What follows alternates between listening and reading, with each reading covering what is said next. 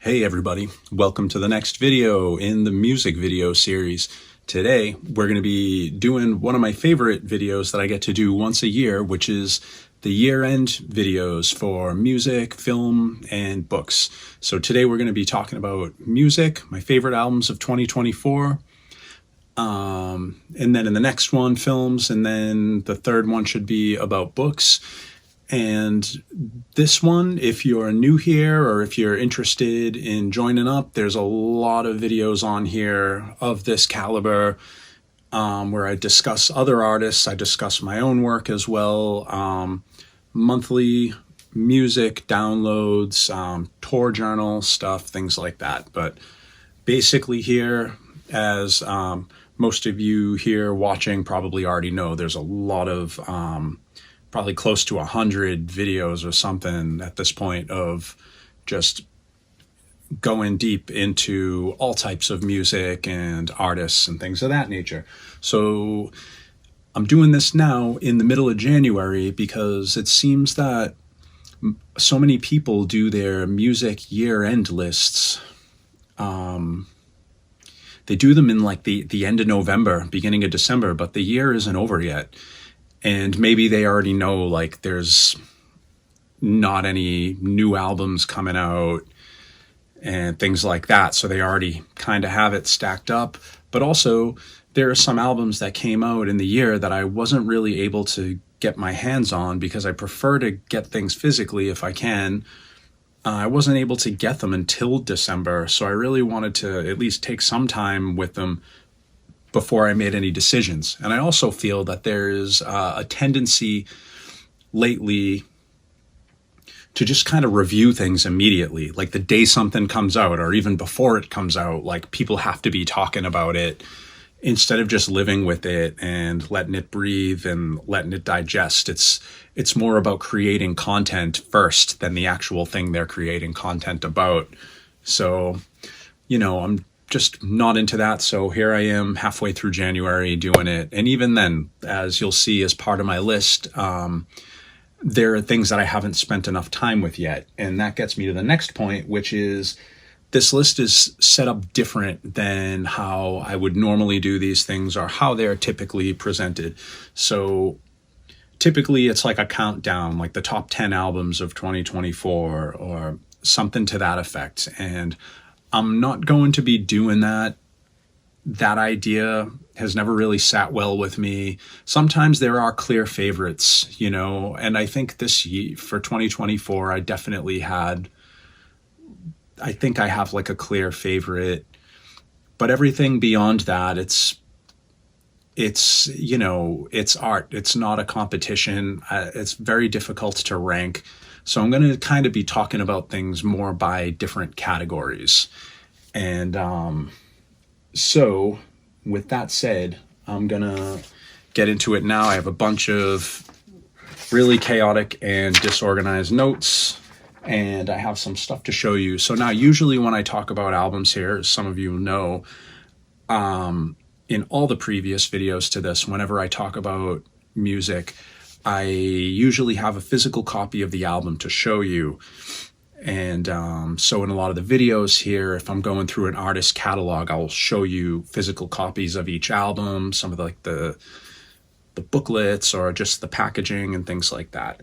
Today, I'm not going to be doing that. So for the first time, I'm just going to be embedding images of all the album covers so you can see them. And there's two main reasons for that. One, I want to talk about a lot of different things in this video, and I want it to go as quickly as possible because my videos tend to be long anyways, and I'm assuming this one will be as well. So in the sake of saving time, I'm just going to embed the images of the album covers that I talk about into the videos themselves. I will be showing actual physical copies of albums for my top 5, for my actual favorite albums of the year, the ones that I liked the most that are not in necessarily a category outside of being my favorite albums of the year. So I do have those. And another reason I'm taking this route of not showing all the albums is because there are some that I only have digital copies of. And that'll make more sense as we go through, because in my top 5, there's an album that was released, but the physical version isn't available until March. So I can't actually show that, but I do want you to see the cover because the cover art is important to me as well. And so that said, I think that's it. I think we'll start getting into it. I guess I'll start by saying this year, for the people who are already Patreon members on this page and have been following things that I've been doing, will know that 2024 was a pretty difficult year for me. And I feel like I let that sort of sour my interest in new music. And I feel that the further I get away from some of the difficult things that happened during the year, the more I started to just rediscover my love for music as a fan. Now, that said, I enjoyed music a lot throughout the year, but it was a lot of older things that I was already familiar with, or things that weren't on my radar but have been out for many years, and it was like new discoveries for me. But I'm happy to say that as the year drew to a close, that excitement towards music, that innocence towards music definitely started to come back. And I was really afraid that when I reached this point in the year making a video like this, that it was going to be a negative one. And I definitely didn't want that to happen. And I was actually considering not even making a year-end music list. But that said, things worked out. So segueing from that into my first category is important discoveries. So this is kind of where I spent most of my year, for the most part, musically. And I'll briefly go through each one, but these are albums that had come out before 2024, or they're artists that have been around for a long time and things of that nature that I was really exploring throughout 2024 as opposed to new albums. So I'm just going to go through these quickly. The first one, and this is in no particular order, Vikingur Olafsson, the classical pianist, modern classical piano player from Iceland. He was recently on a podcast with Rick Rubin, the producer, called Tetragrammaton. It's Rick Rubin's podcast for those who are unfamiliar. And he was talking not mainly, but a lot of the conversation was about the music of Bach. And because Vikingur had made an album of Bach's Goldberg variations, they talked about that a lot. And he basically talked about Bach's life. He talked about the background of this album and how he approached it. And he explained Bach in such a way that it became super intriguing to me and accessible, because I've tried many times in my life, but I found it very difficult to sort of find a doorway into the world of Bach's music. And so this was a great discovery for me. His album of Goldberg variations that Vikingur Olafsson did, I think, came out in 2023. So it doesn't count as a 2024 album, but it was new for me. Highly recommend that podcast. There's also a video version of it on YouTube. There's so much beautiful conversation in there, not just about Bach, but just about music and art in general. But either way, that was something that was important for me in 2024. The project led into gold, Lead, into gold. And the album is called The Eternal Present. And this is an album by Paul Barker, who was formerly of the band Ministry. He was the main collaborator of Al Jourgensen in Ministry in those, I guess, what would be considered the classic years of the band, with albums like Psalm 69 and my personal favorite, Filth Pig. Those were heavily, Paul Barker. Those were the Paul Barker era albums, and they were the two main members of Ministry at the time doing the heavy lifting in the creative department.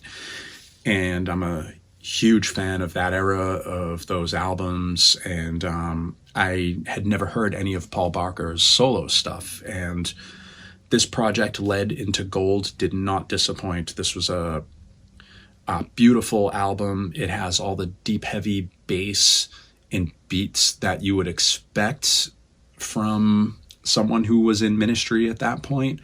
I would say it's sort of like Filth Pig, but without all the heavy guitars, and clearly different vocal style.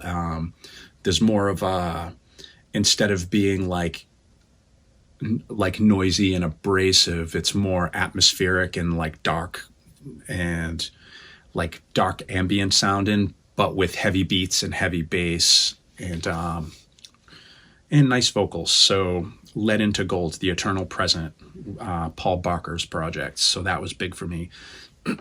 This one was sort of a surprise for me. I've actually avoided this album for many years because I've never really been a fan of the supergroup thing. But Nature and Organization, the album Beauty Reaps the Blood of Solitude.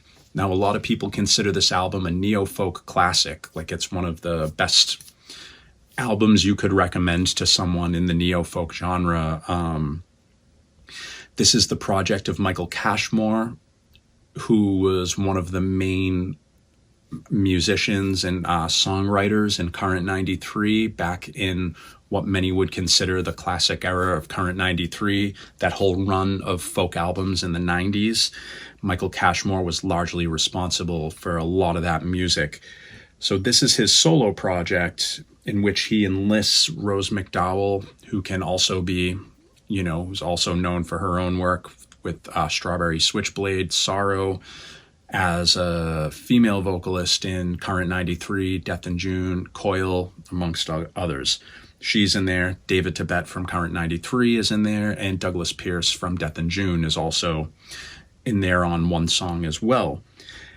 And once again, as much as I've always loved Michael Cashmore's guitar playing and music, and actually like a huge influence in many ways, I always kind of avoided this album. And I admit it's because I do find a lot of the tropes within neo-folk exhausting, like even the title, like Nature and Organization. Even though he was one of the first ones doing that, like titles like that have become so generic over the years. And even the album title, Beauty Reaps the Blood of Solitude, it's just like so many of these albums, especially like from that era, have these really like just dramatic titles that I don't know, I'm just like kind of over it. So I don't want to sound like a dick, but I just had my era with that stuff and it just got old after a while. But that said, I always hear how great this album is. I had never heard it before, and finally I pulled the trigger on it, got it, and let me tell you, it is stunning. So for someone who's never really a fan of supergroups or collaborations in this way, this is really lives up to the hype, probably more than any other supergroup album I've ever heard. It's beautiful, heartbreaking, stunning, gorgeous music, beautiful production. There's not a weak moment on it, and all of the contributions by, David Tibet, Douglas Pierce, Rose McDowell, and I think even Stephen Stapleton from Nurse with Wound may have mixed it or something to that effect. And everybody else who collaborated on this album did you can tell they put a lot of love and care into it. So Nature and Organization, probably don't even have to recommend that to anyone, because if you're into that type of music, you already know it, and I'm the one that's late to the party. Another one sort of adjacent to that is the Threshold House Boys Choir. So this is the project of Peter Christopherson after the demise of Coil, his solo project that he had for the last few years of his life. Me being a gigantic Coil fan, for some reason, I had never explored this new project after the ending of Coil. And I think it was partly because it was hard to track down physical copies of it. And I think I had always hoped that, I could grab a CD or a record or something at some point. For For some reason, I always found the cover artwork, especially for that first album. I think he only put out 2 albums, but the first album he put out called Form Grows Rampant, I believe, it was just kind of like the artwork wasn't appealing to me. So it's something that I always kind of put on the back burner. But sometime in the middle of 2024, I decided to really look into it, find it, and it completely blew me away. So the Threshold Houseboys Choir albums, Form Grows Rampant and Amulet, and I found some live stuff as well that was just stunning. It's definitely, you can tell it's the dude from Coil, like wherever Coil was going with their last couple of albums, namely The Ape of Naples and Black Antlers. This feels like sort of a natural extension of that, but sort of minus the chaos. He had moved to Thailand, and it definitely carries a flavor of that into the music as well. So it's a lot of thoughtful, introspective sounding, ambient, dark ambient, experimental electronic pieces. So that was a great one for me. And I have 2 more in this category, and then we'll start moving through these quicker. Because honestly, this is kind of how I spent most of my year musically, was with more of these types of discoveries. The band Korn. I loved their first album when it came out when I was a kid. Never really heard anything beyond that. And that's sort of their first album is sort of a seasonal album for me. And whenever autumn comes around, it always reminds me of that album. And I think that's when I got into that album as a kid. And, or at least that's the time period I remember listening to it a lot, or that I associate with it. So I revisited that this year, and I really loved it. And I was like, you know what? I'm going to get the next album and start that journey and just go through one album at a time. So once again, this was in the fall, so this was only a couple of months ago. So I am on currently the second album and enjoying that, and sort of opening my mind to like a new thing that I wasn't really into at the time or all these years, but have a deeper appreciation for it now that I'm older. And along with that, the biggest important music journey that I had over the course of 2024 is a similar story, and it's about the band Pearl Jam. So this actually took up the entire course of 2024 for me. So Pearl Jam is a band that I loved as a kid when they first came out. I was probably like 9 or 10 years old, and I got their first 3 albums as they came out, 10, Verses, and Vitology. I loved the 3 albums, but Vitology was always my favorite. And around the time I went to high school, around the time I was about 14 years old, I got into underground punk in like an anarcho-punk scene near where I grew up. And I sort of like side quested into underground music and never really came back from that. So I didn't really continue to follow them after that. But once again, at the very least, Vitology is one of those albums that it always reminds me of like January for some reason. And I don't listen to it every year, but every few years in January, I'm like, oh, I should throw this on, and I'll listen to it once and I'll really love it. So this past January, I started listening a year ago now. I did that thing. I started listening to it, and I started listening to it a lot, and I really enjoyed it. And there's always been this sort of unspoken thing around me my whole life that it's like, yeah, after Vitology, like they basically plummet. Like they don't make any more good albums after that. And I really found that hard to believe, because their next album comes out 2 years later. So I'm like, you have these 3 albums that are all pretty different from each other. They're amazing. How bad can the 4th album be? And so I started thinking about that. I'm like, maybe I'm going to go down this road. And at the same time on YouTube, I was recommended, incidentally, a Pearl Jam based podcast called The State of Love and Trust. So I took it as a sign, and I started listening to the podcast from the first episode. And it's an amazing podcast, actually. I'm still not caught up to, because they began the podcast in 2020.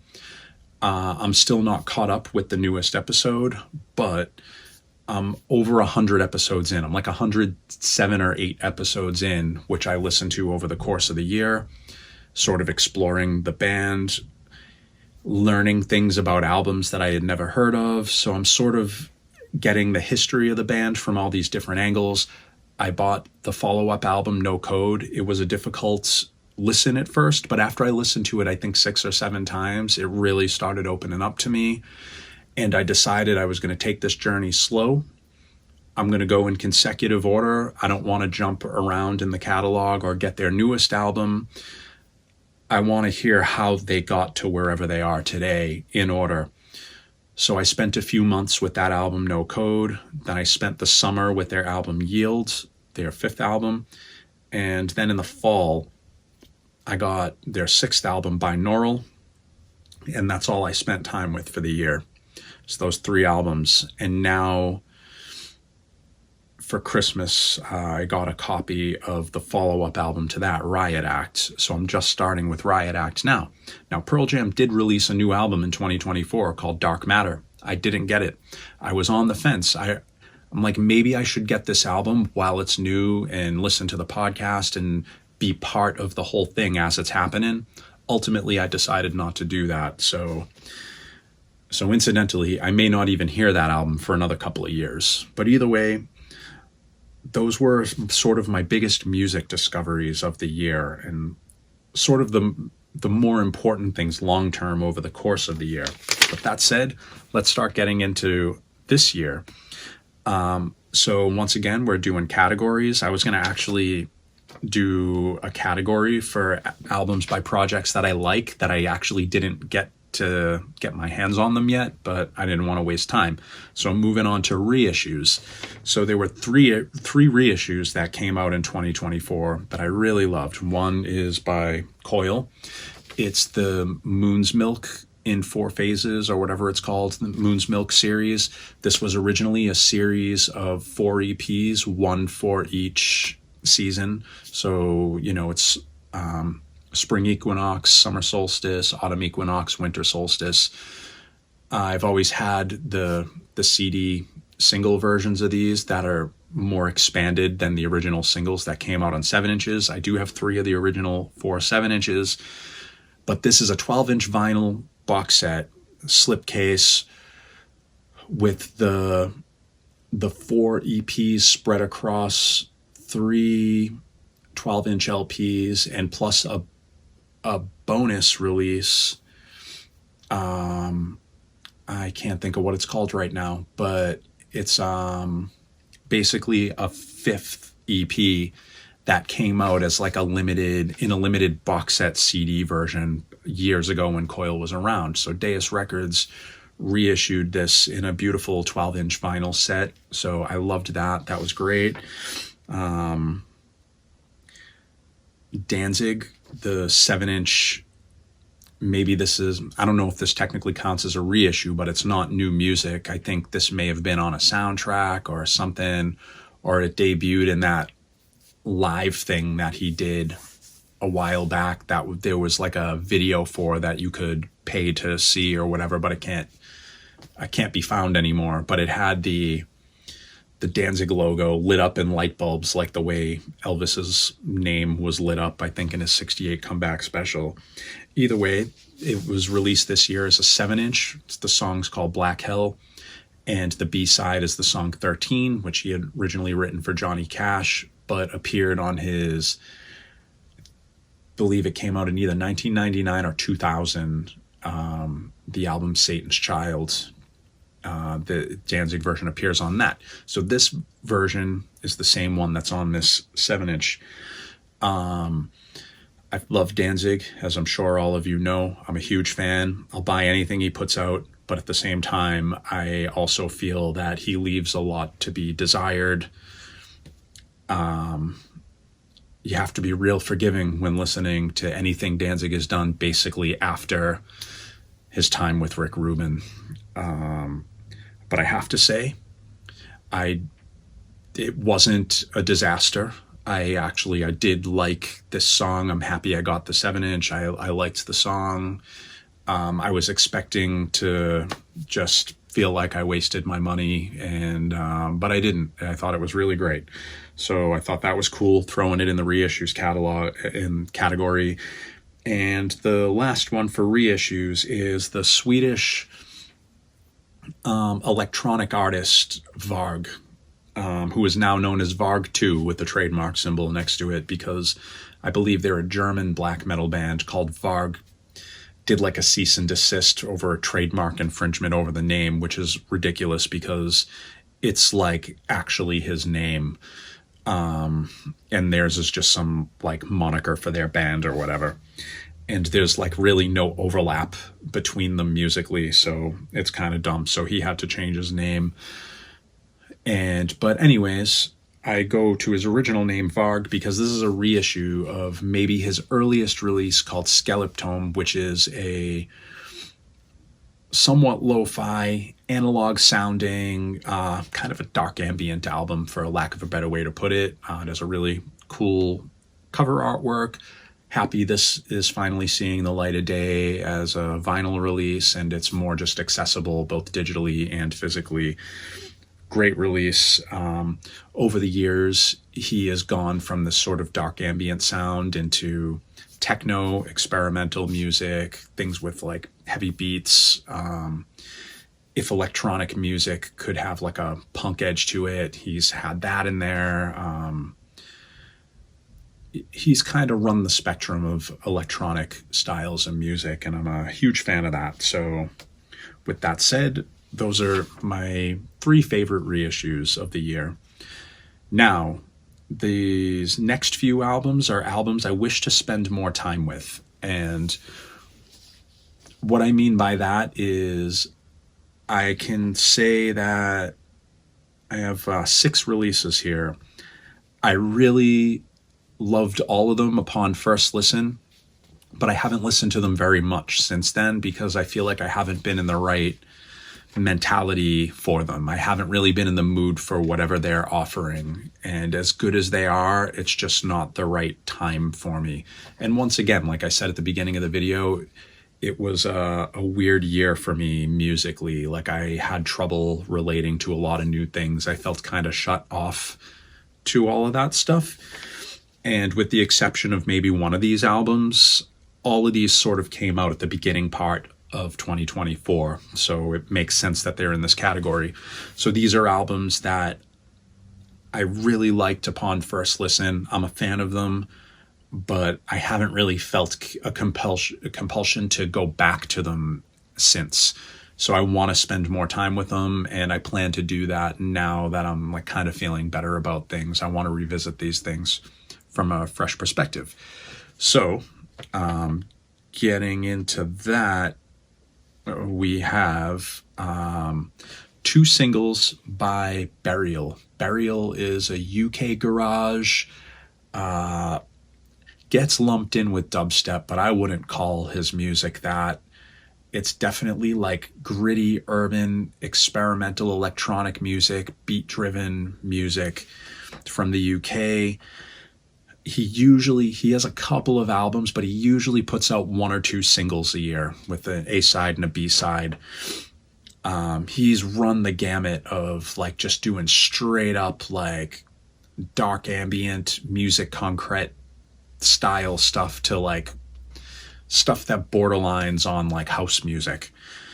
But a huge fan of Burial. So he put out 2 singles. The first one is Dream Fear as the A-side and Boy Sent From Above as the B-side, and then he put out a split with Code 9, who I can never really get into. As much as I try, I'm not really a fan of Code 9 stuff. But the Burial side of the split is called Phone Glow. Code 9's is called Eyes Go Blank. But Phone Glow, Burial, great stuff. I need to spend more time with it. Maybe like 10, 11, 12 years ago, I was spending a lot of time listening to tons of Burial. And these new EPs sort of bring me back to what he was doing at that time. He had an EP that I love called Rival Dealer. And that may be my favorite thing he's done. But after Rival Dealer, he sort of drifted off into like more soundscape, dark ambient styles, like not as beat oriented. And over the last year or two, it seems like he's kind of coming back around to like this really cinematic beat making, long form single thing. So I really liked that. But once again, I've only listened to it a couple of times. Same with the next one, Future Islands, People Who Aren't There Anymore. Future Islands was one of the only concerts, aside from the ones I played myself, that I went to in 2024, and it was an amazing show. Future Islands is sort of a synthwave, synth pop band. I don't like using that term, but they're very emotive, very powerful sounding, powerful frontman, really beautiful, catchy, heartfelt songs, an amazing live show. And this album, once the first song kicks in, it's like instantaneous. Like, oh, I feel this. I love this. But once again, I just wasn't in the right headspace for that. And probably around the same time I was listening to a lot of Burial, like 10, 11, 12 years ago, I was listening to a lot of Future Islands as well. Next up is Alceste, Les Chants de l'Aurore, the new Alceste album. They're one of my favorite bands. I really loved this album, listened to it a few times upon its release. I think it's beautiful. Haven't really felt compelled to go back to it, but I want to. Going to see them play next month in Boston. I can't wait because I haven't seen them since maybe 2014, I think. No, that's not true. 2018. So it's been a long time since I saw them, and really looking forward to it. I will be making myself listen to this album ahead of the show a bunch of times so I can get more familiar with it. Once again, I really loved it. I think it's a great album. I would argue, in my personal opinion, I think it's my favorite one that they've put out since Shelter. I really loved Spiritual Instinct too, so I don't know. But once again, I just haven't been in the headspace to listen to them. I haven't been listening to any of their albums, so it's not necessarily this album. Yeah. So there's that. There's the new Current 93, Sketches of My Nightmares and Dreams Occurring. That's one. Occasionally, Current 93 will put out a really challenging, strange album filled with just, I don't even know how to describe. And it, in a way, it sort of ties back to their very early 1980s work, which is in the realms of musique concrète and post-industrial tape collage music. Strange stuff. And while they're probably most known for their sort of whimsical, dark apocalyptic folk stuff, occasionally they put out one of these types of albums. And I would describe this album, it sounds like you're in The Shining, listening to the music from The Shining, but you're on LSD. But it's also not scary. So I don't know how else to describe it except for that. Go find it for yourself. Current 93, Sketches of My Nightmares and Dreams Occurring. So I really liked this album a lot. I listened to it a few times, but it's a lot to take in and you really have to be in the mood for it. And then the last one in this category of albums I wish to spend more time with, but I did love from the year, is the new Bright Eyes album, 5 Dice, All Threes. This album I was reluctant to get when it came out. I didn't get it until later in the year. I was kind of put off by the cover artwork. I didn't really like the cover artwork. I wasn't a huge fan of their last album, Down in the Weeds, or I don't even remember exactly what it was called. And that's the only Bright Eyes album that I never really got into. And I just thought maybe my time with this project had passed. I loved a lot of Conor Oberst solo stuff as well. But I felt like maybe, I had a good run with this artist and maybe I've just moved to a different point in my life. But I decided, you know what? I think I actually heard Conor Oberst on a podcast and I was like, you know what? I'm going to check this out. And I did. And around that same time, I saw people posting, like making sort of concerned posts about him. because I guess they've been canceled. They canceled a tour. They've been canceling shows. He's been like a mess on stage and like forgetting songs and like sitting down on stage and like kind of having meltdowns. And I guess he's like fucked up. He's drunk on stage and things like that. And he's not been looking good. So I checked the album out and it surprised me.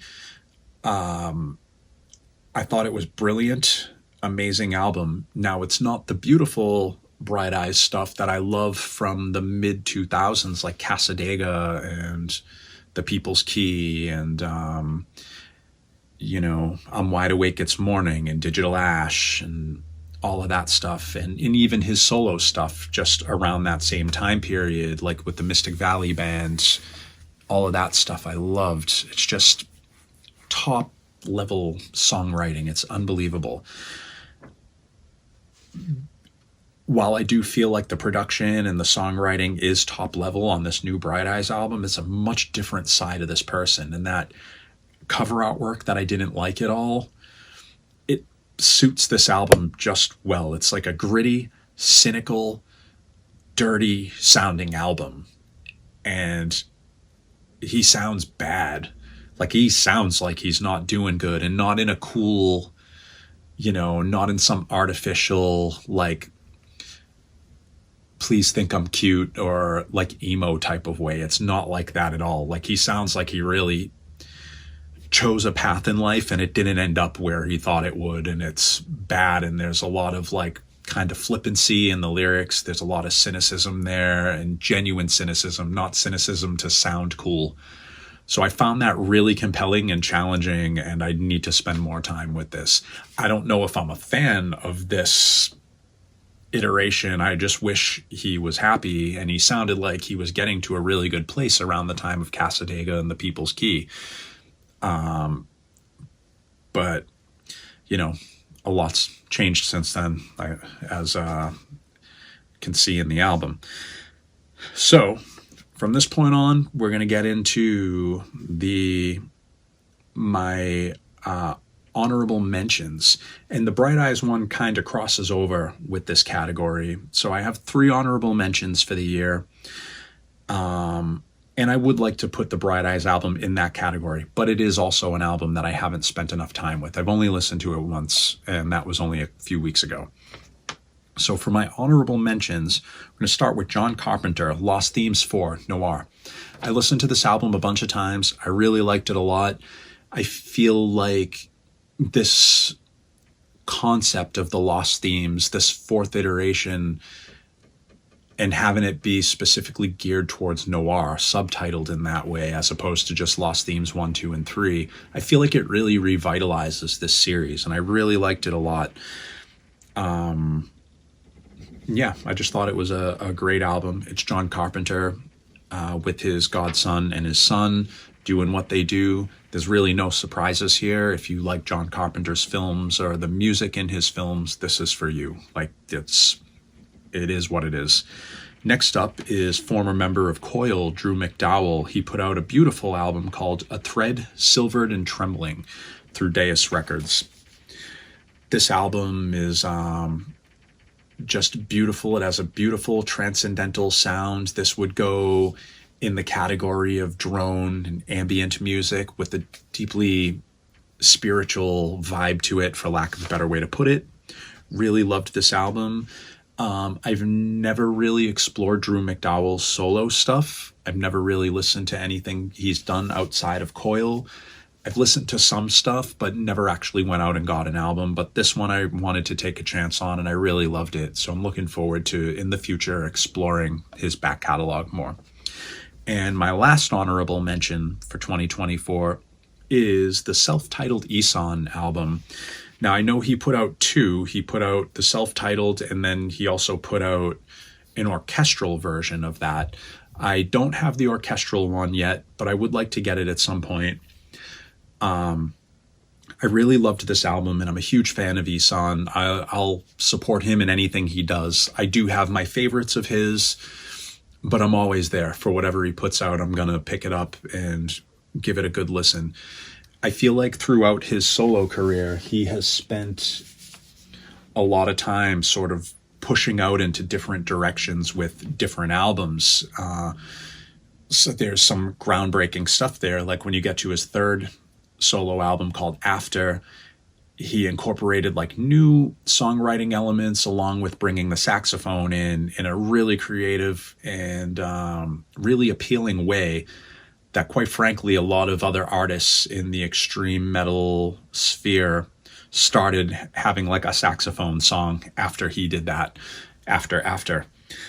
I know it's not necessarily a popular album, but my favorite album by him is Das Seelenbrechen, which is very experimental, very chaotic and noisy in places, and probably one of the most extreme things he's ever done, both as a solo artist and in bands. So I really loved that album. And beyond that, he made, he's known for having a lot of orchestral elements to his music.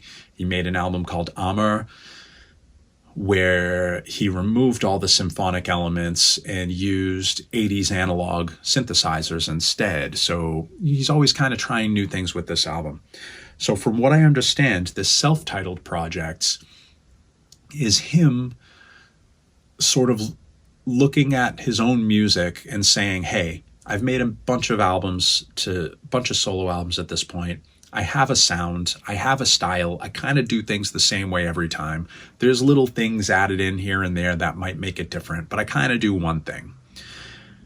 And because of that, it seems to me that he really leaned into being himself more so than on any other album. Like he really owned his sound, his style, his brand essentially, and leaned really hard into it and sort of like did the best job he could do without going outside of those boundaries or even thinking in that way, and made an album that really encompasses his essence in a more complete way than maybe some of those other experiments do. And this is an album I need to listen to more, and it's very dense, so I need to spend more time with it and find a way in. But I really loved it.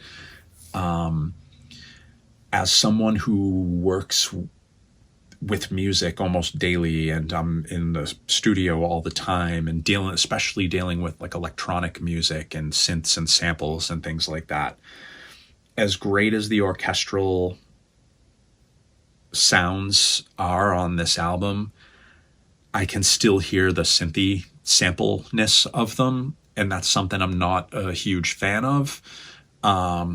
Not within the context of this music. I love it, but I don't know how excited I am to listen to a full album of just orchestral synthesizers. I do want to hear it because I really love how the orchestral elements disappear under the heaviness of a lot of these songs on this album. So to hear them with all that heaviness removed and actually hear what's going on the orchestral version and see how different it feels compared to the heavy version of the album is pretty interesting to me. So I will be doing that at some point, and that is it for my honorable mentions. So now we're going to get into my favorite albums of the year. There's 5 of them in no particular order.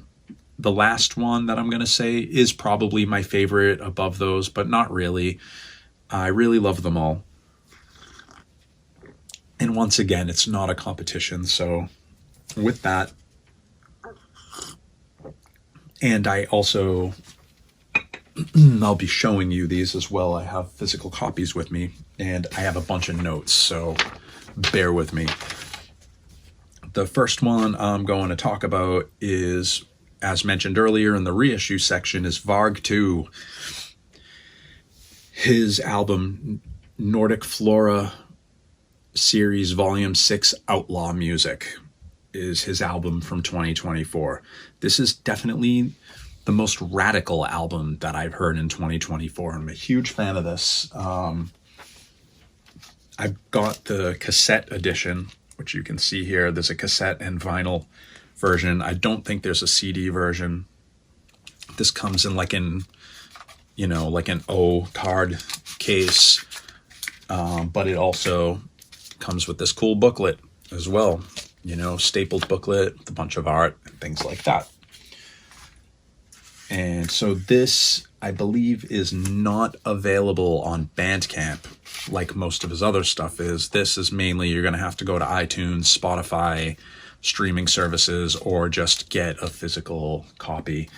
But this album, so I took a bunch of notes on these. I went through these 5 albums that were my favorites and really wanted to talk through them in a deeper way. So I have here, so this is an artist, once again, that has dark ambient crossing into techno roots. And from what I can tell, like, he's a dude that makes his lion's share of a living DJing, like techno and raves and things like that, like giant abandoned warehouses in Europe, and shit like that. What I love about him is while he can put out albums that exemplify that club, like, rave element, he goes off the rails once in a while and makes really, like, outlandish creative albums. And this is one of them. From what I can tell, the Nordic Flora series is very collaboration heavy. There's guests on almost every song, and with each of these albums, most of the guests are people that I'm not really familiar with. Now, I will say, when I first got this, I was kind of like, oh no, because the second song and the third song I was really not a fan of. The second track on the album is called Heavenbound Blue Magic, and it features, I believe he's called RX Papi, who is the guest on it. This is basically a hip-hop song, and I'm just not a fan of the song itself. Like, whatever the dude's rapping about, like, I'm not into the words. I feel like this production style and, like, the layering of the vocals is kind of grating. It's, like, hard for me to listen to. It's kind of off-putting. But I'm not a person who skips tracks when I listen to an album, so I get through it. And the last time I listened to it, I was like, oh, I don't mind this as much as before. And then the third track, which is called Hitty, which is a collaboration with Thai Boy Digital. It kind of reminds me of, like, the kind of, like, shitty, like, techno, like, club music remix that you would hear at, like, a Planet Fitness. But that said, like, I feel like shitty saying that, but that's kind of how it comes off to me. But beyond that, the rest of the album is just incredible. Like, the rest of the album is so good to me that the fact that I really disliked these 2 songs, which is really strange for me. Like, if I like an artist, I'm usually all in. Like, if I have my favorites, even if there's stuff I'm not as into, like, I usually still like it. I'm just not as into it as other stuff. It's very rare for me to just, like, dislike something on an album by an artist I like. So that said, the rest of this album was so strong for me that it just kind of erases those negative feelings. This album really goes off the rails in a good way. It ranges from hip hop and, like, beats music and techno to experimental and dark ambient. There's a lot of, like, jungle club, drum and bass elements. There's even, like, strange, like, world music, world beat, acoustic guitar type of stuff in there. Maybe most notable here is the collaboration. It's a song called Lucky with Earth Eater and Earth. So this is, like, real low down-tuned acoustic guitars playing a really somber melody, and with these really ethereal, strange female vocals on top. Some of this goes into, like, elements of new age at points. So that's one of my favorite songs on this album. There's a song called Illusions 1996, which kind of has a house, jungle, drum and bass sort of experimental vibe to it. By the time you get, like, towards the end of the track, Childhood Trees, Star 2, collaboration with an artist called Leia. which is sort of like a drone song with a harp melody over it and like these angelic vocals, and it sort of almost goes into a Sigur Rós type of feel at points. There's a song called F Flow, Let Me Know, that is kind of like an ambient track with like a drum and bass element underneath it. And the closing track is called Skenet and is a collaboration with Echo 2K. And this is almost comparable to like some of the more minimalist stuff on Bjork's Vespertine, and then it eventually transitions to total noise by the end. So this album is really radical and all over the place, and it's beautiful, and it's like, it's consistent. It's so consistent within its radical nature that that's kind of what holds the album together, despite all the jumps from in style. It's just sort of like an explosion of like musical anarchism and like love. I don't know how else to describe it. So that's that. Varg 2, Nordic Flora Series Volume 6, Outlaw Music. Next up, this was probably the biggest shock for me. This is a new discovery for me. This is an artist I'd never heard of before, and this album blew me away. It's African Imperial Wizard with their album Umbaya Nahanda. So this is basically like Marshall Industrial meets world music, meets world beat and dark ambient. A lot of it, it's a combination of electronic music and traditional African instruments. This album is very much, you could treat it like ambient music where it could serve as like a background. It won't distract you if you're trying to write or do something and you just have it on in headphones. But it really sets a mood. It really has unique vibes to it. And as vibey and chill as it appears to be at points, it still maintains a deep sense of menace and violence below the surface. And it's really worth noting. I pulled up here a description of one of their previous albums, so you can get a sense of like what you're getting into here. And I also have the record that I can show you in a minute, but I'll just read a little bit of this. African Imperial Wizard was secretly founded in the northern districts of the old low town of Luanda the day after the ceasefire between the government of the Popular Liberation Front of Angola and the rebels of the National Union for Independence was signed. The music producers immediately focused on the struggle against the colonial military oppression, the pillage of a tyrannized people turned into slaves for centuries, and the vengeance of a young generation in perdition. They planned on conveying their actions with ethnic moods drowned in violent, powerful beats, directed under a martial symphony. African Imperial Wizard symbolizes the expression of the discomfort left by the ashes of the longest civil war known in Africa, fed by deep and profound social, cultural, and regional divisions within the Angolan society. African Imperial Wizard dedicates its debut album, Isandlwana, which is not the one we're talking about today, to the kings, warriors, Amazons, war captains, rulers, and troops who resisted colonialism and fought the oppression of our sacred peoples. And I'll show the cover of this album as well here too. This is Isandlwana, sorry.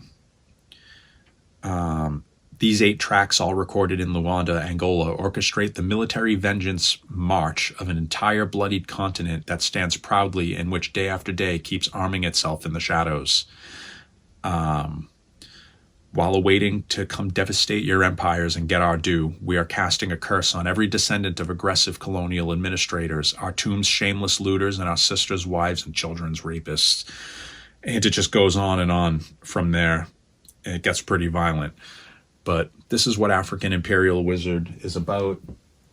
This music is refreshing, beautiful, powerful, hypnotic. And all of their album art is very striking. It has this striking photography, beautiful layouts, inner sleeve. Once again, this striking photography. But this is an amazing dark ambient world beat album. I would put it in that type of category. So highly recommend pretty much anything by African Imperial Wizard.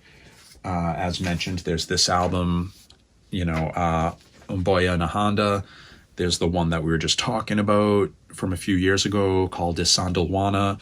And there's also an EP called Afrikaanska Kampanje, which I think is from 2023, shown here, which is also, this one is probably more menacing and aggressive sounding than the newest album. And the first album, or not the first album, but the earlier one that we talked about, Isandlwana, is more like beat oriented. So it still has the same world beat, world music, dark ambient vibe, but it's more beat driven than the new one, Umboya Nahanda. And so that's that. So that's 2 of my 5 favorites of the year. So next we're getting into Ulver, Liminal Animals. So this is an album there. The physical copies haven't come out yet. So I can't show you the actual physical album right now, but this album is called Liminal Animals. Came out 2024 after maybe over a year. I don't know how long it's been that they've been releasing the album, basically one single at a time. This was kind of off-putting to me because I like just getting albums, and Ulver is one of my favorite bands. So I didn't know if them putting out a single, that was just going to be it, or if it was going to lead up to an album. But over time, it appeared, that this was going to turn into an album. So I didn't really listen to any of them. I didn't download any of them. I wanted to wait till I got the album. And then when they actually announced the album and made it available, it also kind of bummed me out that they made it, you could download it, but you're not going to get the physical copy until March. But I decided to bite the bullet and just do it anyways, pre-order the album and get the digital. And I contemplated waiting until March before I even listened to the album. But I'm happy I decided to just go for it.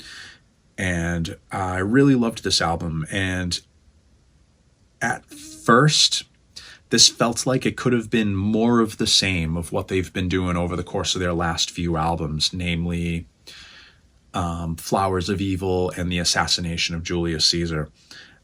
As much as I love Ulver, they've been one of my biggest influences of all time. And I've been following them for just almost since the beginning at this point. I had a difficult time when they started to lose me when they put out Assassination of Julius Caesar. I had a very difficult time getting into that album. It's not until very recently that I'm starting to enjoy it.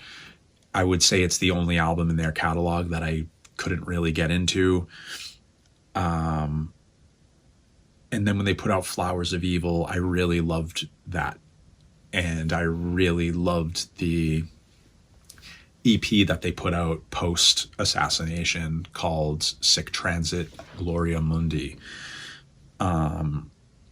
But this new album, Liminal Animals, appears to be the next in line with that style of music. And I would argue that this is, a great, I don't know if they're going to continue to make music after this, because earlier in 2024, also, it's worth mentioning that one of the key members of the band passed away. So I don't know what their future holds, if they're going to continue making new music or wrap it up, because over the last few years, they have been talking about maybe not doing this anymore. So we'll see what happens. But that said, the reason I bring all that up is because amongst sort of metal fans or whatever, they're famous for their first 3 albums known as the trilogy, and I would go as far as saying this recent run of studio albums, Assassination of Julius Caesar, Flowers of Evil, and Liminal Animals, I think form a new trilogy that could bookend the catalog in a way. And at first, once again, it feels like kind of more of the same, but the album opens up more and more with each track. Now, once again, as I mentioned earlier, they did a thing where they were releasing one song every 6 weeks or a single every 6 weeks or something to that effect.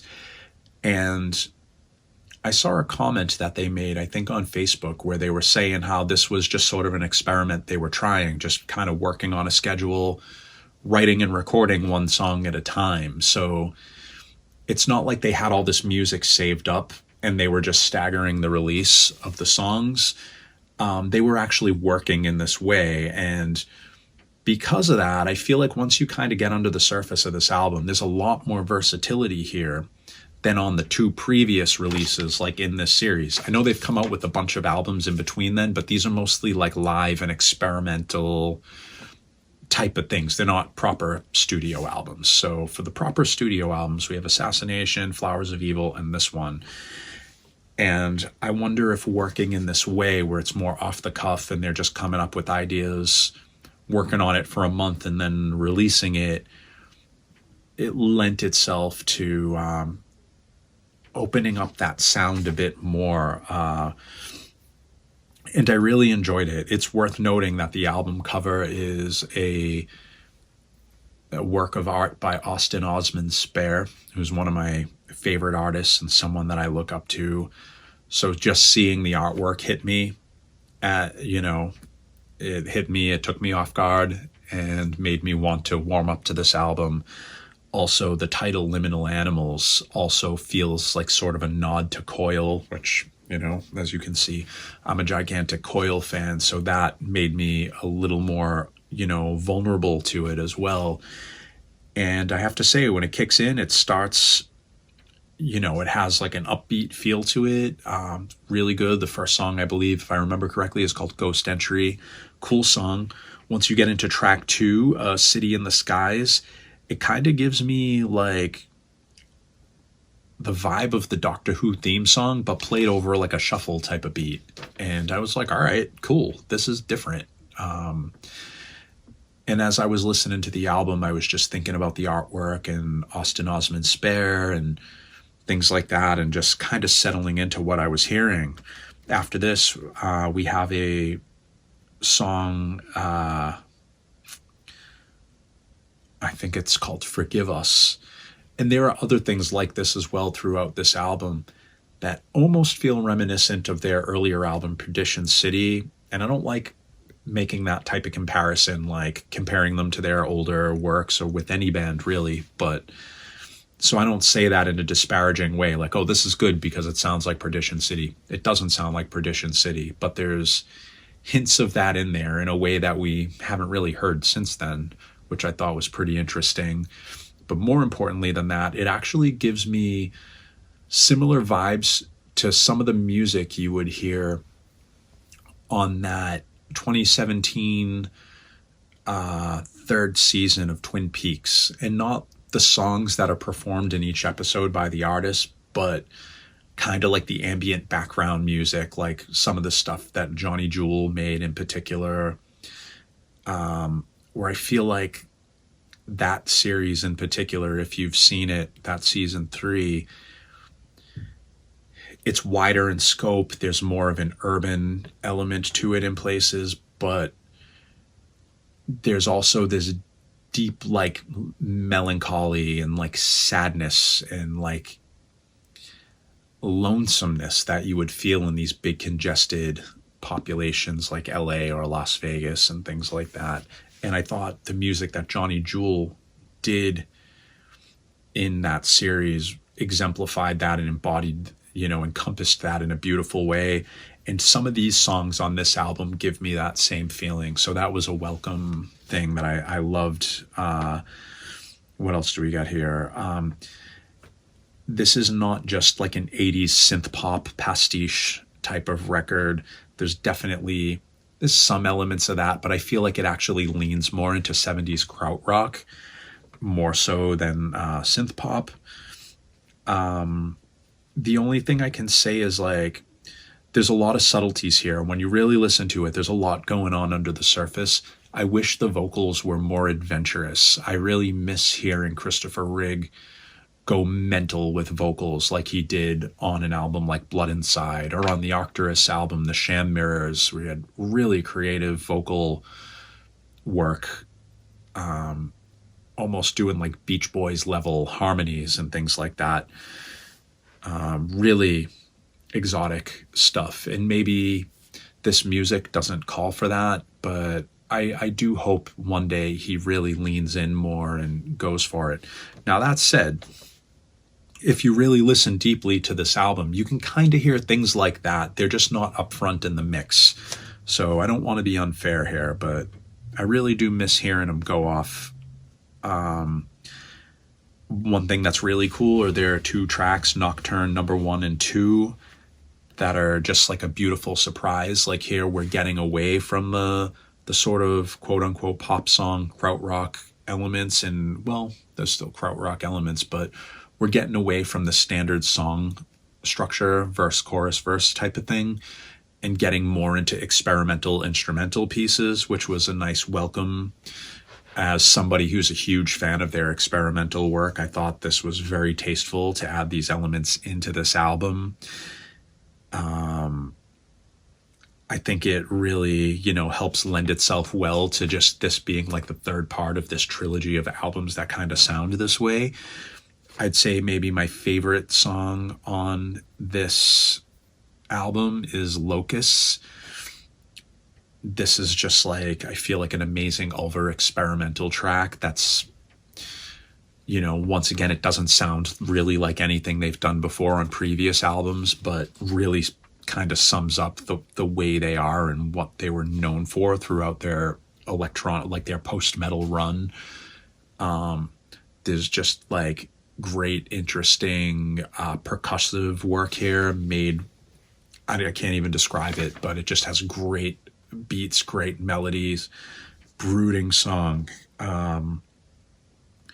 Also, the closing track is a brooding, driving track called Hellion. And if I remember correctly, it might be 8 or 9 minutes long.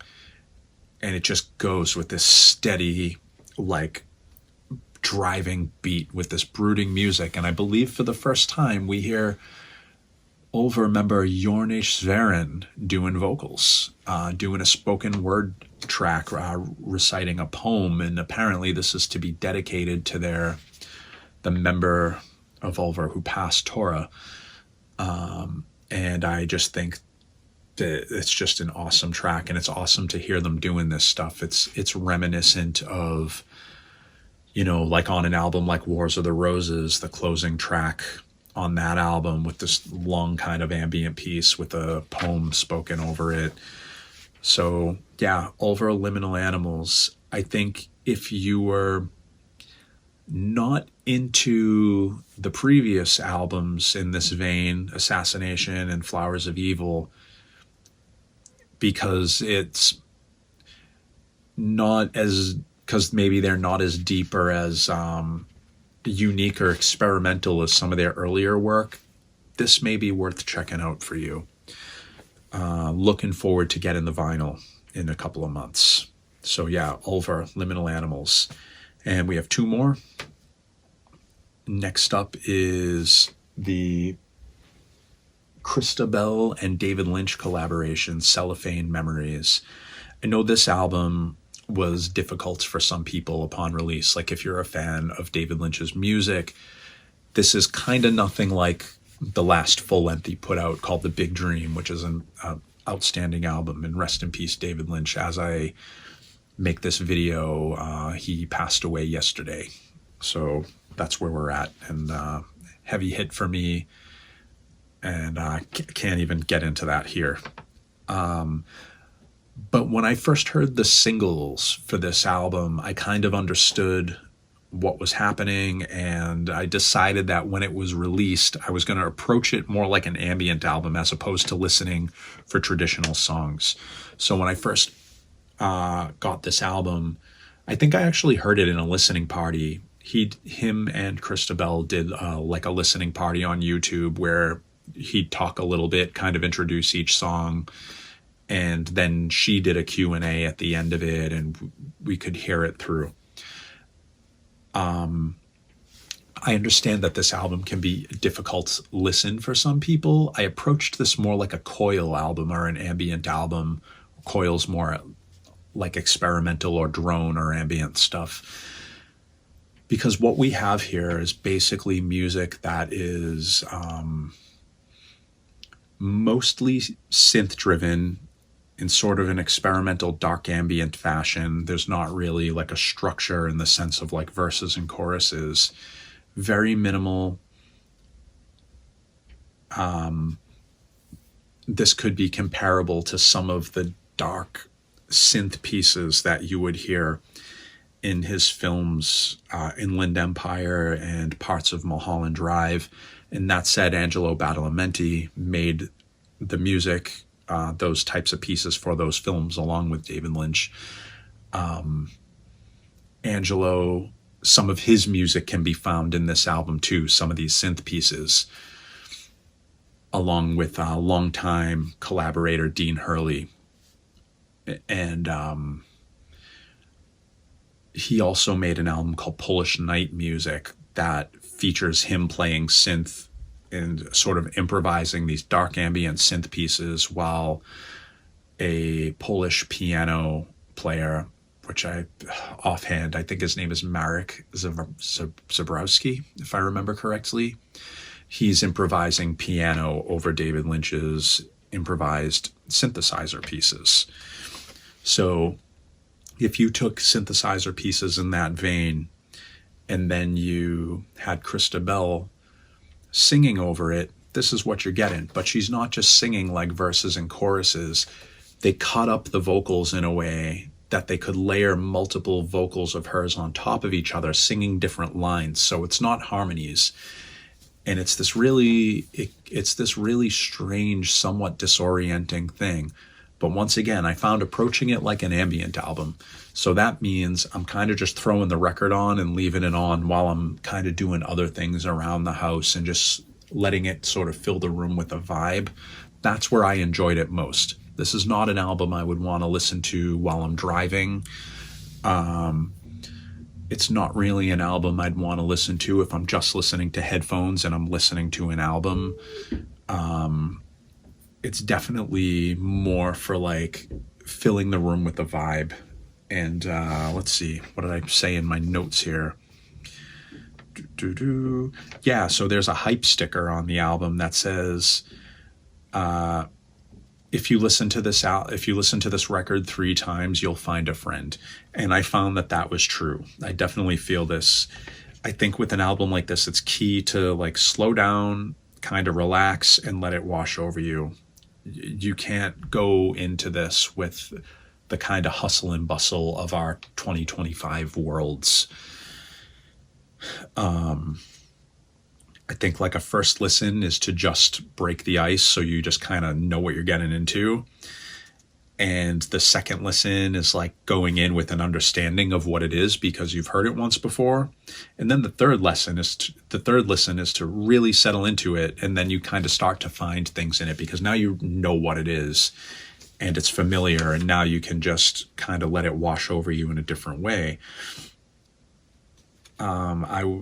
This album is only about 35 minutes long. I think it's 38 minutes long, which is a perfect length for an album like this because it can be difficult, I feel, if it goes on for too long. And with his music, I really love how unpredictable each album is. Some of the vocals on this, I think, are reminiscent of newer Bjork albums where Bjork tends to layer a lot of her vocals, singing all different things at the same time, and they really fight with each other and conflict with each other, and it's very difficult to listen to sometimes, and it can be very challenging to listen to, but I don't find that with this album. I think it's done in a very elegant and beautiful, and for lack of sounding tacky or too on the nose, sort of a transcendental way. There's a deep sense of soul and spirit in this album, and reaching towards like a higher light is kind of the vibe I get from it. I would say like my favorite songs on this are maybe The Questions to the Answers is a great one. Here you'll find the music is more of a really minimal atmospheric guitar based thing. That's something similar to what you would hear on the previous album, The Big Dream, but like minus the kind of rock and roll song structure. And the closing track, Sublime Eternal Love, which I think is beautiful and kind of sums up the whole album. And I think that's all I have for notes on this. So show you the album quick. There's that hype sticker I was telling you about. This beautiful artwork released by Sacred Bones. And, you know, we got a little inner sleeve, not inner sleeve, an insert with the, you know, just the album credits and a thank you list. And yeah. So that's it. Beautiful album.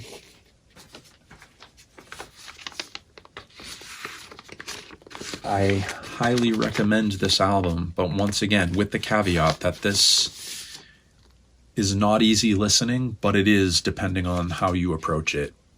If you just go in kind of meditative and quiet and just kind of leave it on in the background while you're doing other things, I find that it's a really beautiful listen. And finally, the last album of my favorite albums of 2024 is Paysage d'Hiver and their album Die Berge, which I think means the mountain or the mountains or something like that.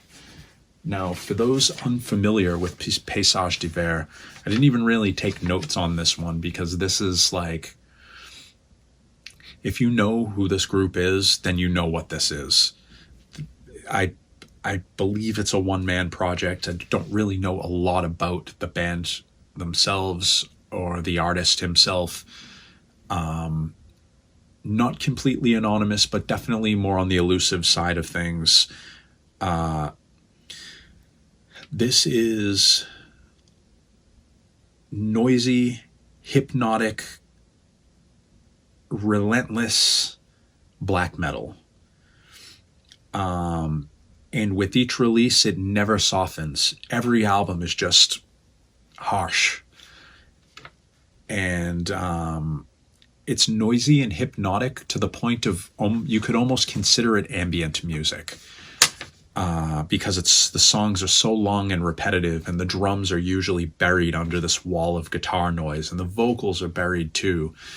And the songs are very minimal usually, and like they can go on for like 20 minutes. So, and there's always a winter theme, and that's kind of the focal point of this project is this idea of winter and this character that kind of moves through these different scenarios. I love how uncompromising this artist is. Once again, long fucking songs. It's kind of all one way. It just delivers. And sort of like, I guess what I can say is like my history with this artist is, I remember a long time ago, over 10 years ago, maybe it was 2013, 2012, 2013, around there. I woke up, I think it was the middle of winter. I woke up at like 3 or 4 in the morning, and I felt terrible. Like I was really depressed, couldn't sleep. It was like the darkest point of the night. And I decided to just go online, and I went to actually the Prophecy Productions website before my band had even signed with them. And occasionally I'd like to go on their website and just explore their roster and just see what albums they had. and I saw a Paysage d'Hiver album, the self-titled one, I believe, and it just had this striking cover art. And read the description, went right to YouTube and listened to it. I think that album only has 3 songs on it, and it's a really long album. It might be like over an hour long. And the coldness of it, how brutal it was, how just unforgiving and relentless it was, really felt it was just what I needed at that moment in time. And I've been a convert ever since. I've been a huge fan ever since. If you've never heard them before, you could imagine you can imagine music like Burzum's Philosophum, like the metal tracks on Philosophum, but noisier, more harsh, way longer, like double the length of those songs. It's like kind of taking that Philosophum sound to like an even deeper extreme. And one thing I love about Paysage d'Hiver is all of the physical copies of their albums look like this. They come in this beautiful A5 packaging, same exact layout every time. You always have a cover with like some type of winter theme usually, and this kind of tree-looking pattern on everything else with the track titles. You know, this is a double album, and it's not because, you know, there's like a concept like, oh, disc 1 and disc 2. It's just because the songs are so fucking long. This album I think only has 8 songs, and it's, you know, it's like an hour and a half long. There's a little booklet in the middle, little fold out with some more artwork. There's lyrics. I don't know they're from Switzerland, so I don't know exactly if I think they're speaking German or something to that effect. If you could enlighten me there, if you know. But yeah, I just really loved this album. These always come in black envelopes as well, with the album title printed in black on top of the black envelope as well. So I have a ton of these, and I really don't have all of them, but there are 3 or 4 that I still don't have. But I'm a huge, huge Paysage d'Hiver fan. This is probably my favorite album of 2024. The previous 4 that I just mentioned are like right there with it, but I think this is the one that really just instantaneously just like resonated with me, and I didn't have to think about it at all. You know, it's what I was looking for, and I got what I was looking for, because Paysage d'Hiver always delivers the way that you want them to. But that said, there are a few detours in their catalog that can be like lumped in with dark ambient or dungeon synth, and those are awesome as well. So that's basically it. I was thinking about talking about one more thing. I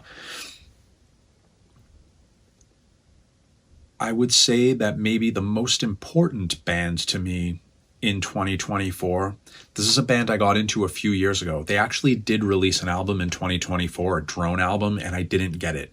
Maybe I'll get it at some point, but I haven't yet. But they're, generally speaking, a black metal band from I think they're from Holland. I'm spacing out. Yeah, I think they're Dutch. And they're called Fluisterars, if I'm saying that correctly. And I have a few of their records here. This is a band I got into like 3 or 4 years ago. This album in particular. I'm not even going to try to say the title, but I heard this album. I wasn't sure about it at first, and then I just kept going back to it, and it just grew on me and grew and grew. And now I listen to it at least once a week, and I just adore this album and this band. And then last year, I think it was, they put out these 2 EPs, you know, just these 45 RPM 10-inch records.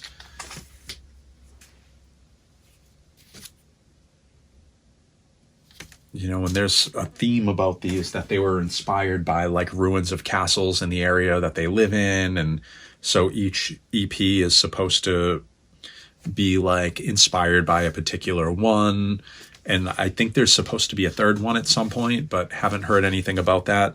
In the meantime, they put out a full-length drone album, which once again, I haven't got yet, but I want to bring them up because they're probably the band that resonated with me most in 2024. It's just raw black metal. In a way, you could say that a lot of what they do may be derivative. It's like, oh, there's an aspect of it that may sound a little like Darkthrone. There's an aspect that sounds a little like Alcest in places. There's an aspect that sounds like Burzum in places. But I don't know. There's just a feeling and a spirit in what they do that just deeply resonates with me. And they're becoming one of my favorite bands. And so I just thought it would be fair to mention them, even though I didn't get their album that came out in 2024. So if you enjoyed this video, feel free to join up here at Patreon and subscribe if you want.